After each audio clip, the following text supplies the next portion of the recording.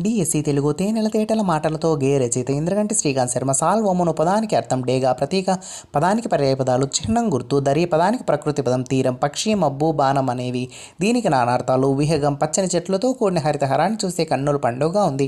ఈ వాక్యంలో జాతీయాన్ని గుర్తించండి. కన్నుల పండుగ జీవికి పుట్టింది కానీ చరణం లేదు. ఏమిటది? గుడ్డు. కాని అన్న పదం ఏ భాషా భాగం? అవ్యయం. ఇస్ ప్లస్ ఉత్ ప్లస్ ఇయు ప్లస్ ఉ అనేది స్థ్యూ. నాలుగుతో గట్టిగా అంగలిని తాకుతూ పలిగే అక్షరాలు మూర్ధన్యాలు. సీతమ్మ పదంలోని సంధి అత్వసంధి. కవీశ్వరుడు పదాన్ని విడదీయము. కవి ప్లస్ ఈశ్వరుడు. అందున్నన్ ప్రత్యయాలు ఏ విభక్తికి చెందినవి? సప్తమి విభక్తి. కళాకారుడు పదానికి స్త్రీవాచక పదం. కళాకారిని పూర్ణ విరామ చిహ్నాన్ని ఎక్కడ ఉంచుతాము? వాక్యం చివరిలో క్రింది వానిలో నిత్య ఏకవచనం ఇత్తడి. షష్ఠీ తత్పురుష సమాసం వర్తించే పదం తల్లి మనసు. మూడు లఘువులు ఏ గణం నగనం. మాటలు నేర్చుకున్నాం, లిపులు నేర్చుకున్నాం. పై పాదాల్లో ఉన్న అలంకారం అంత్యానుప్రాసం. నిండు నూరేలు వర్తిల్లు అనేది ఏ వాక్యం? ఆశీర్వార్తక వాక్యం. అంతర్జాతీయ మాతృభాషా దినోత్సవం September 21. Language is the dress of thought. భాష ఆలోచనలకి ఆకృతి అన్న మహాశయుడు జాన్సన్.